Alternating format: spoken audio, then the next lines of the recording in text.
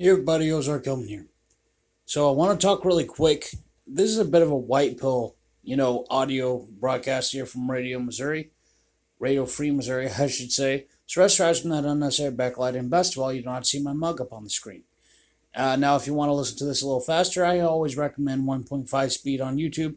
Really kind of helps things along. I will try to speak kind of slowly and clearly, though, so, to make it more understandable. So, I want to talk today about what the left has created. This is kind of a pertinent topic regarding a lot of the current events. There's a major paradigm shift right now in society and culture. Everybody's always saying, oh, we're more divided than ever and everything, but I will tell you what, the younger people I've been talking to, I actually see more hope for the future than ever before. See, even as a Christian, there is some absolute truth in what Darwin called survival of the fittest. A lot of times, God designed nature in such a way that it kind of sorts itself out. That's exactly what's happening here. You see, while I know a lot of boomers, Gen Xers, everybody calls Gen X, called a lot of us millennials. I kind of grew up out in the country, didn't really grow up apparently like the way a lot of my generation did. But they called millennials, and then especially Gen Z coming up, the whole snowflake and everything. And oh, by the way, maybe instead of just saying that over and over, and lamenting them being indoctrinated, maybe the older generation should have been teaching them instead of pushing them right into leftism, into the open, welcoming, perverted arms of leftism that destroyed them, destroyed their lives, and taught them to hate themselves and their people, and their culture, and their country. Because that's the thing. There's a great hope for the future. And the younger people I've talked to, these people, and this is what the left has created, a generation of young people. I can particularly talk to the young men. I'm in my early to mid 30s. I'm kind of right in between here.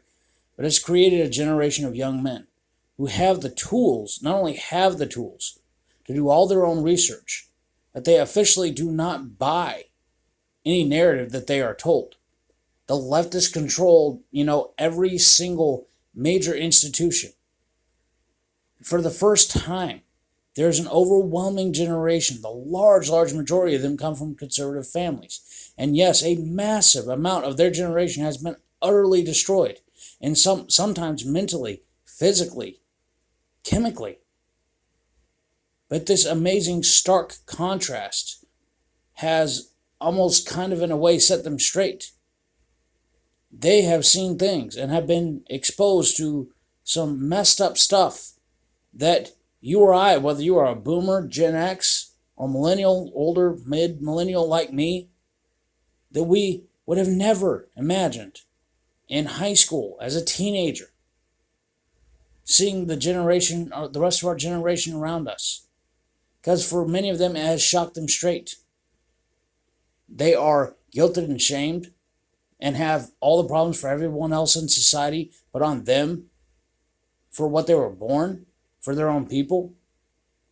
And they look it up and then they see that, wow, a simple, sometimes even a Google search, will see it's not true.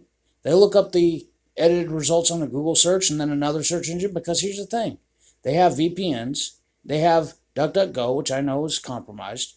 They have all these other search engines, and they can look up things for themselves, because for the first time in their life, they actually possess critical thinking. The entire system is not on their side, and they have to think for themselves. They have to look things up for themselves. And this is true for a lot of people from boomers, Gen X, millennials, etc. A lot of them are coming around to the same way.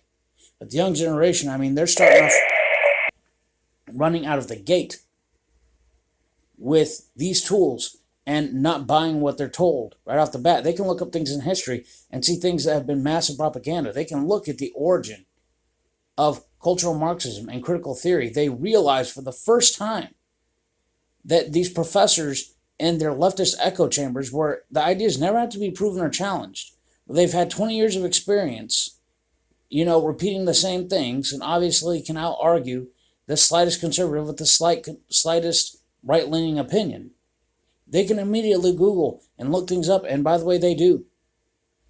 And they also see that there are a lot of others like them. They've been pushed to such a left extreme in so many respects that there is now enough collective power and collective energy from others and like-minded people around them They have put up with so much garbage from COVID lockdowns, seeing the educational detriment when a simple Google search will tell them that it was statistically unnecessary, that they are young and healthy, that they didn't need to be locked down, they didn't need to be force jabbed, that they didn't need any of this stuff.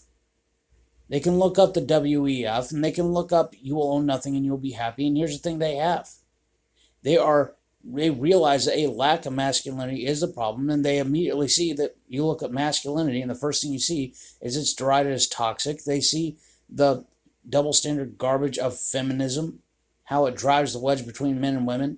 And at first, for a long time, you know what? A lot of the so-called right-leaning guys, they took the bait. They totally rejected women. They're like, yeah, it's completely hopeless and all that, etc. And yeah, you know what? Yeah, you took the bait. The whole time we should be healing the divide between the generations. The older should be teaching the younger. That's your job. That's our job as I start to become older. You know what? That's what I'm doing. Instead of calling them snowflakes, I'm actually going out there and talking to them. I'm building culture. I'm teaching them things and I'm giving them resources, and I've been reaching out to them and telling them, by the way, do your own research and make up your own minds. I am confident that with an open mind, the facts will speak for themselves. They are not politically correct. In overwhelming numbers, why do you think the left is panicking and acting the way, so insane the way they act? It's called the death throes. They have lost and are losing their monopoly on flipping the younger generation. Conservatives have been having 40% more kids than liberals, double the amount of kids than liberals for decades now. And what have y'all been doing with it? You sure haven't been teaching your kids your values, that's for sure. You made it easy. They always relied on it. And now, the left, more than ever, is literally telling their young ones that the world is going to end and we're destroying it, and then leading them into just self-destructive lifestyles, physically, mentally, chemically, that will lead to their population dwindling in the long run, if not destroying their lives. And our kids are actually, it has kind of panicked them straight to an extent. We're creating a new Western culture, one that takes pride in their ancestors and where they came from and their accomplishments, and apologizes for absolutely nothing, that values and loves freedom. This is where we are going. The remnant of Gen Z coming up will be stronger and better than ever before. They will have gone through things and seen insane things that give them a massive sobriety with tools of information seeking and the skills of how to do it that no generation before them has ever had in all of history. There's your white pill. There's your positive to look at. Look at the remnant, because they will be the ones to save the civilization. This is Ozark Gilman. Y'all have a good one.